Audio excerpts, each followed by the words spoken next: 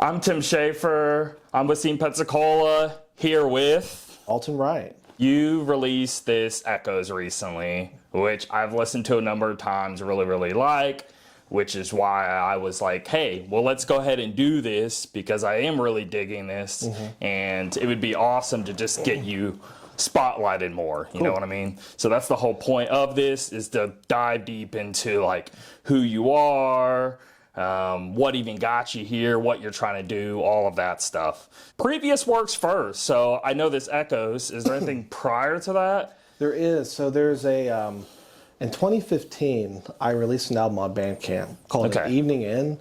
It only has 7 songs, and I still put an intermission on it for no reason. It's like this interlude thing. Now, is it acoustic? Is there piano? It's a mix. It's a mix of both. Okay. I would say, I think there's 2 acoustic songs and like 4 full band tracks. Okay. You can find it on Bandcamp. It's called An Evening In. This was very early in me trying to write songs. Is it you playing all the instruments? Is there a band that was a part with you? It was me playing pretty much everything except the bass. Okay. The drums, this is a confession. It was like, I didn't know anyone who played drums. We kind of programmed some stuff and made it sound as organic as we could. It's because the budget called for that. Yeah. You can kind of tell, but I think we did as well as we could for the time. Like I said, it was 2015. So I don't think that needs to be anything being afraid to say. People got to start somewhere. You're trying to create music. Yeah. If you have to use X, Y, and Z to get other stuff that you're trying to get accomplished, sure, you're just starting out. That's normal stuff. Yeah. So yeah. It's just, like I said, looking back, I wish I would have, spent the time to find someone to do it. But either way, it was a good experience. Yeah. So then 2015 that happens. 2021, obviously years later, I did an album called Artifacts, which came out, and that was me playing everything but the drums and I think some synthesizer stuff. Okay. That was done in the midst of, everything had shut down. No one's playing live. The venues have closed. I've got all these songs. Let's just put out an album, and that's what that was. Cool. And then now, in May of this year, we're going to do an album called Thought Patterns, and Echoes is the first single from that. Okay. So I've spread out my releases a bit, but here we are. So. Okay, so you released Artifacts, COVID weirdness times. You just released the Echoes and lead up to an actual album. The Artifacts one, how many tracks is that? That one is, I think that one's 7 as well. Okay. I'm pretty sure. Yeah, I think it's 7. Well, are you doing 11 now with this? 7, 11? Should. This one's actually going to be 10. Okay. I'm so happy we've got the double digits. So, yeah, the issue with Artifacts was, at first it was supposed to be an EP, but I had wrote a song I really liked and threw it on, and now with 7 tracks, you're in that in-between. Yeah.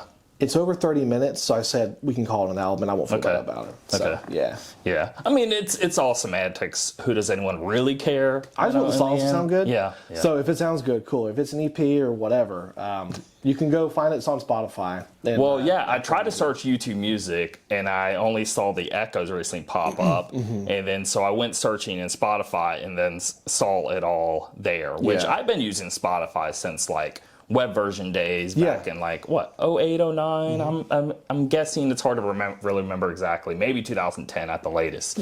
But I recently switched like a year ago to like YouTube Music for like various reasons we won't get into here, but because I really could ramble on for like hours on the exact whys. But as long as I find it Spotify thing, how do you get something on YouTube Music when you put this Echoes on it? Can you go back and add the previous? Is it easy? Yeah, so I can do it. I use DistroKid as my distributor. Okay, and it gives which me I have seen. Yeah, okay. So I use that. It makes everything under one. There's just kind of one like list you click and we're gonna add here. So I can do that. That's pretty easy then. Yeah. All right. Would you want people to go back and listen to that? Do you want people to just hear Echoes and wait for the new? Are you happy with that? It's so strange because I'm always looking forward musically, and I'm definitely not ashamed of anything I've ever put out because I worked really hard on it. Okay. But I would say, maybe go back to like Artifacts, and I think when you listen through, if you listen to the whole thing, which awesome if you do, when you listen to this next record, you'll see like, a lot of things changed. Like I put in way more thought into writing for an album and not just having songs and last minute, oh, I gotta come up with a drum part, or I gotta come up with a bass part. Yeah, This stuff yeah. was like, I'm with my band, we Okay. wrote this stuff for an album, and it shows, I think. Okay, so this Echoes is pure acoustic and just purely you, right? So what's the rest of the album look like in terms of instruments? And I mean, it's a lot of, so it's a mix of acoustic, songs. I like that kind of thing. Yeah. But also it's me playing a bunch of overdubs of pretty washed out guitar, really leaning into like shoegaze kind of stuff. Okay. There's some Which I like. Yeah, me too. I yeah. love it too. And the way I describe my music a lot of times is like indie rock or shoegaze Okay. filtered through singer-songwriter. Okay, Like okay. lens. So the joke is it's shoegaze sometimes, and you can actually understand the lyrics. You actually hear what I'm saying. Yes, instead of just, Yeah, which is, hey, listen, Yeah. I love it as much no, as anyone I else. like it too, but yeah, we can joke on it. Yeah. But No, I hear you. But Okay. we put in a lot of work on the I'll say the bells and whistles. So like I did all the guitar, I overdubbed it quite a bit, got some piano, synthesizers, all that kind of stuff. The difference is I want it to be a thing where you go hear us live, you get the meat and bones of the song. The song itself will work, but when you listen to the record, you can tell we had the time to actually... You got all those extra layers. Yeah, and not to overproduce it, but to at least add a little more to it to make it stand out from just three guys playing. Okay, Because okay, that's super cool, but there is stuff you can do in a studio setting you just can't do live. Yeah. Is there electric guitar, as random as this is of a question, is that even a thing that's in some of these other tracks? Are you trying to go like purely like acoustic piano? Or are you staying in this style of Echoes and maybe adding other instruments here and there, but it's staying in this vibe? Like, is that the goal with the Echoes? Like, or does it deviate? It definitely deviates. The next single we're going to do is called Surrendered. That comes out March 22nd. Okay. That is leaning heavily into like almost like American football kind of stuff. Okay. And that is electric. And So we'll be able to get a good gauge on the range here once that. Okay. Yeah. And cool. the idea for Thought Patterns, I mean, the whole record is, it's pretty much how my brain works musically, which is one song will be an acoustic ballad, I guess would be the word. Yeah. The next one might be like an R&B-esque song, and the next one might be like shoegaze, and so on and so forth. It just depends on how I'm feeling when I write. Yeah. So it's just kind of a look inside, and it's definitely varied, and I'm trying to show that with the singles that are going to come out. So I'm happy with the fact that you're saying you're going to want to emphasis on the vocals, though, compared to the normal shoegaze. Yes. Because when I hear Echoes, your voice, I mean, you go pretty high up there in notes, and it sounds great the entire time. I was pretty impressed. So I was like, awesome. Yes, you should totally continue to try to, I don't know, overemphasize the vocals because they're well done. yeah, no, I appreciate it first and foremost. And secondly, that is definitely, when we play live and when we record, it's not so much that, everyone has to hear me or anything like that. It's more of a, You're trying to show off your talent. Well, it's and that, I think you should. Yeah, it's that, and it's also like, the song. I didn't write an instrumental song. I wrote a song to sing, so you should hear me sing it. Okay, that's the way I think about it. That was the goal. Yeah. So the vocals are pretty forward in the mix, which I like, and I want people to be able to hear like what I'm saying, and maybe they can enjoy it. But yeah, I want it to be up front. And that's my goal throughout the whole album.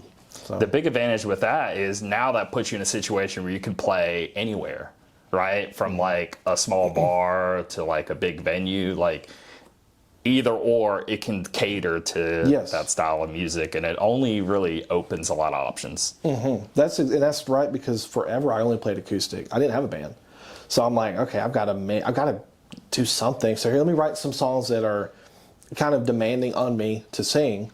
And that would kind of, people pay a little more attention. And now with the band, I can kind of even, the reason why I write stuff that's a little higher is because in the mix, it's so much easier to hear higher notes. So I will automatically, okay, I'm going to jump up a few steps here, and we kind of reverse engineer what we're doing sometimes to make it work. So. Yeah. Cool.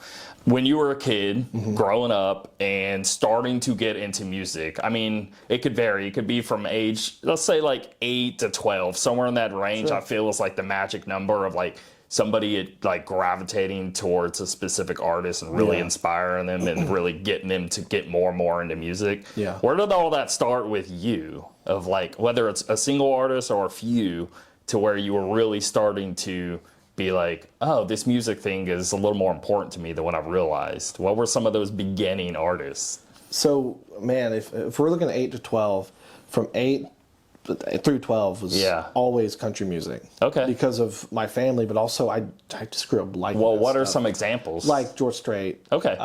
Classic, Tim McGraw. I mean, old school guys too, George Jones and Willie Nelson, like all that kind of stuff. Yeah. Because my grandpa and my dad and so on and so forth.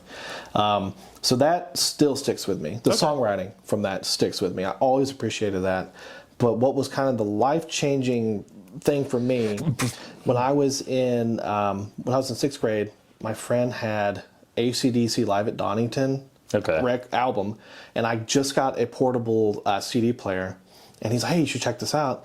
And I put it on, and I'd never heard AC/DC a day in my life. I had no idea what it was. So that must have been pretty mind-blowing. Oh dude.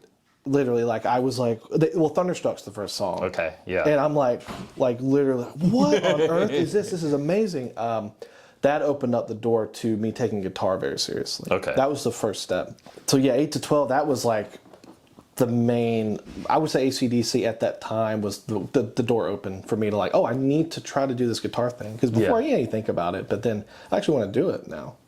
So when you're, 14 or 15, are you playing guitar at this point? I mean, so I had, when I was 12, I got the guitar. Okay. And I messed around, and you kind of, you noodle on it, and you're like, oh boy, I'm not good, I'm going to stop. But it's funny because 15 is when I don't know what happened. I genuinely was like, I'm going to play the guitar. Okay. And that's when I got very serious about it. And that's when I started trying to like, you go online, you look up tabs. I got to learn the tabs. That's how I learned. I mean, I never went from that. So I did vocals in like 2 or 3 different groups, but there was one to where I had to learn like 5 or 6 songs. So I looked up guitar tabs and just memorized it.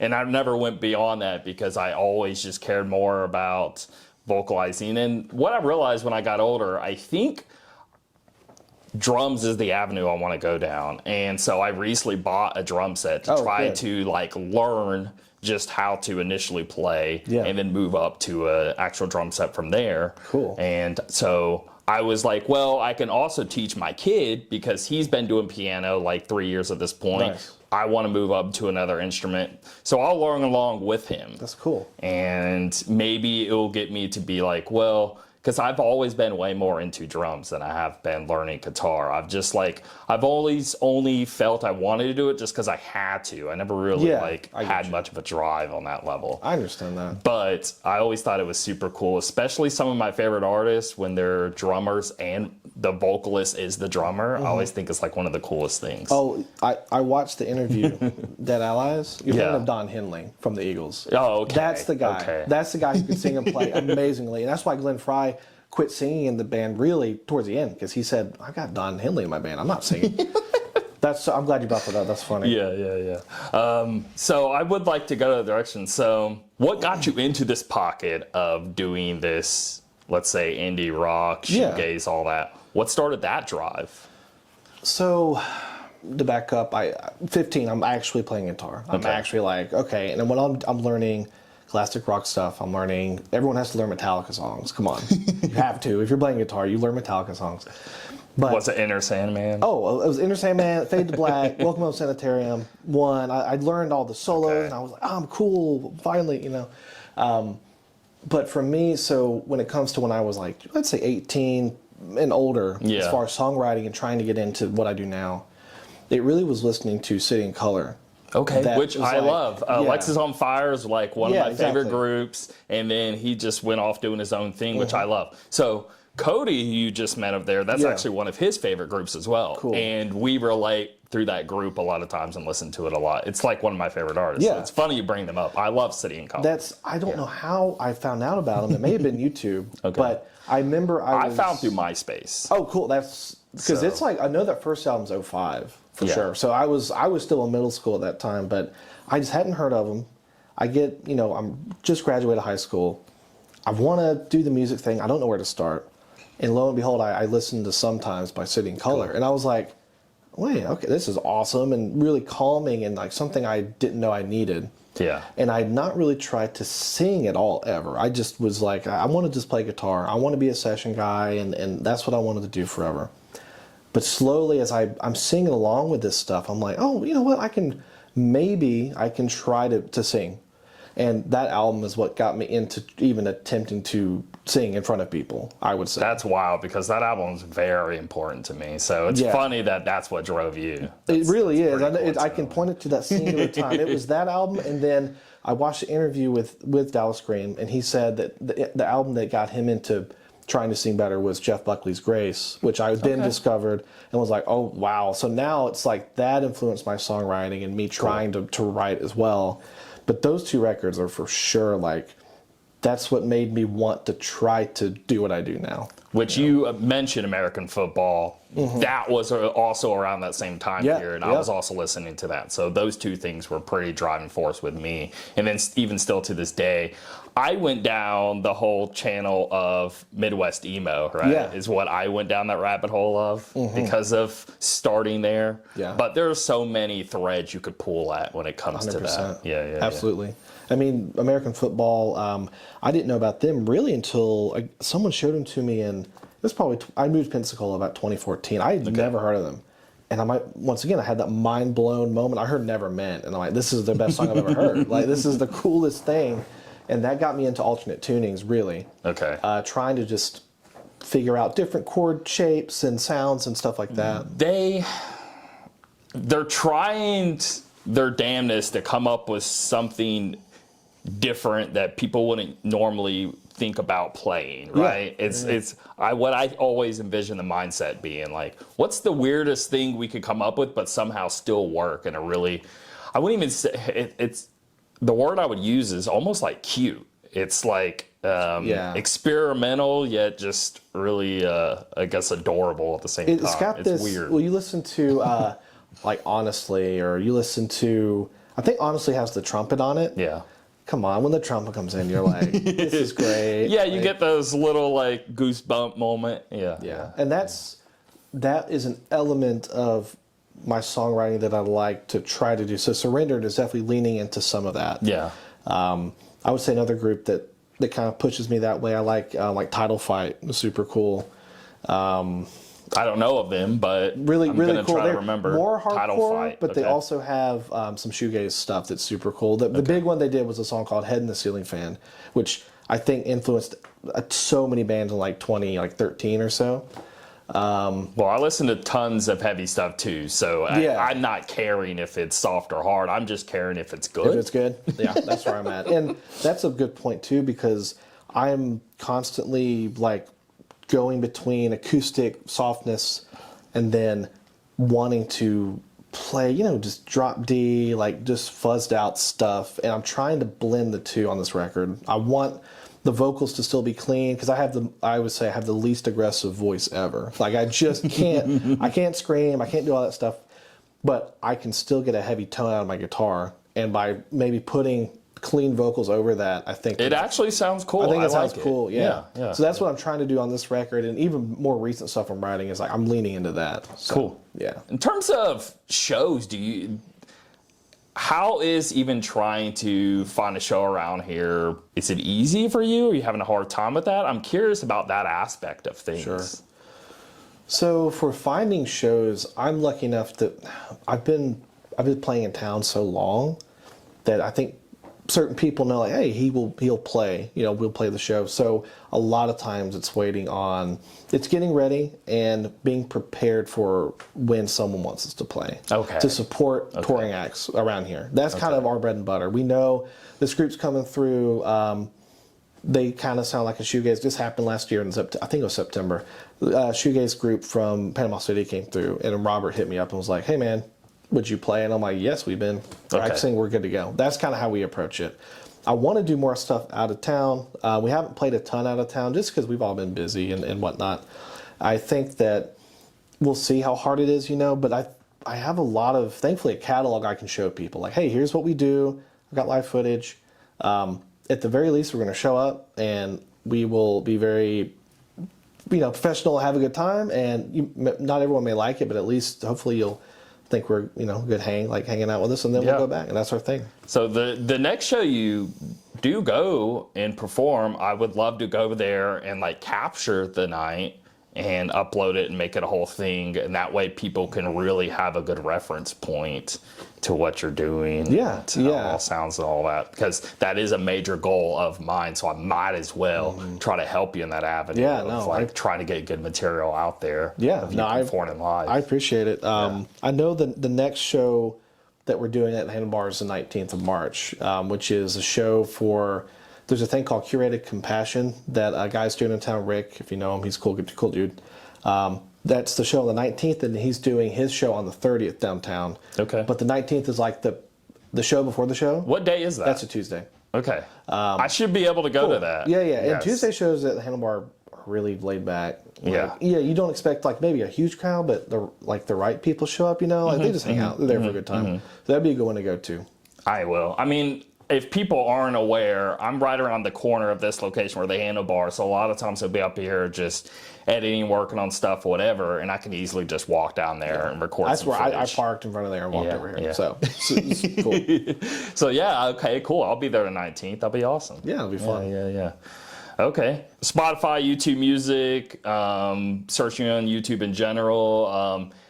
Have you went down TikTok avenue? Okay. Yeah. Because I don't like TikTok. I don't want to, but I think I'm going to make a TikTok for us and post a lot of things there, because my mindset is I think the max is 10 minutes. So I'm just going to like shoot up like individual, like full songs of me recording at this or that event, and then just posting songs of different artists up on that TikTok. And that's, I think I'm going to take it. And then the sort of street style short interview things with random people, because I got about 15 stacked up on that. So that's the goal there. Cool. As much as people don't like TikTok, including myself, and I have yet to even start, I will urge you, with my Inside Bytes stuff, gaming podcast that I do, anytime I posted to TikTok, I got incredible numbers. Nice. And I do think it's worth it. I do think you should upload a song of yours, make a cool little video, even if it's you sitting in a chair playing for like 2 or 3 minutes till the song's up, and upload on TikTok. I think you should. I think it does help. Well, first of all, I'll back up. If you want to find me, Dalton Wright Music on Instagram. Okay. And just look up Dalton Wright on like Spotify, and I think on YouTube you can just look up Dalton Wright Music. I try to keep things as simple as possible. Just my first and last name. Yeah. I don't have a cool like alter ego. It is me. It's just who I am. Dalton Wright. I do have a TikTok. I have used it. I need to get back into it more often. It's cool. There's been times it's been awesome, and then like it's just coming up with stuff. It's really like I don't know what to do. I'm kind of a Luddite with this stuff. Like I know how to post, and I do all this stuff, and my brother will watch and be like, "Hey, you should do this and that." And I'm like, maybe you should help me. So I might have to enlist him to help me out. But overall, I'm still using it. It's helped with some of my promoting, like the new music coming out. Yeah. I know locally, hey, come to my show, and someone in another country, they don't care. But new song, okay, they can check it out. So my wife, started posting on TikTok. One video blew up a lot, and then she did like the punk rock festival, and a ton of people went there because of that TikTok video mentioning it, and she had one of the best days she's ever had because of a TikTok thing. And it's like it can help. Yeah. Oh, totally. I don't write it off. I don't really use it just because I know like I will just get sucked into the black hole of sitting there. Yeah. But I have used it, and hopefully I think it's Dalton Wright Music 1 on TikTok. Okay. I just post, usually it's me posting like some guitar videos, honestly, or like me kind of singing, trying to. And every now and then I've been posting these, you'll see if you follow me on like Instagram. The lore behind this is I want to do some promotion that's kind of out of the box, all right? So I start off. I was thinking there was one to where you were walking in a backyard and that whole bit. And I was like, man, I've never seen something like this, but weirdly it's a little charming. Yeah. That's the goal, because the idea is I start off in Elder Scrolls like Tamriel area. I'm there for a few days. Then lately I've been in Elden Ring, so the lands between. I'm going to keep going to these different gaming worlds until the album release show, the Handlebar. And then I'm going to upload a compilation of my journey of That's me cool. going through. And it's only like 1 minute clips because it's just, and in every clip I end up dying, like due to damage from like another character. And I'm using, I like that. That's funny. And I'm though. using That's part of cool. my song as like the hook of like, oh, I got hit. That's when the part of the song comes in. Okay. So if you follow me, at the very least, if you don't like the music or whatever, hopefully you'll find that kind of entertaining. Because I like making it. It's kind of funny. Yeah. I like little like nods, Easter eggs, all that. It's all great. Yeah, I agree. Okay, well, thanks for coming on. Again, I'm here seeing Pensacola, Dalton Wright. Go follow him, listen to him. For real, really dug that Echoes track a lot. It was appreciate great. it, man. It was Thank great. you. Thank you.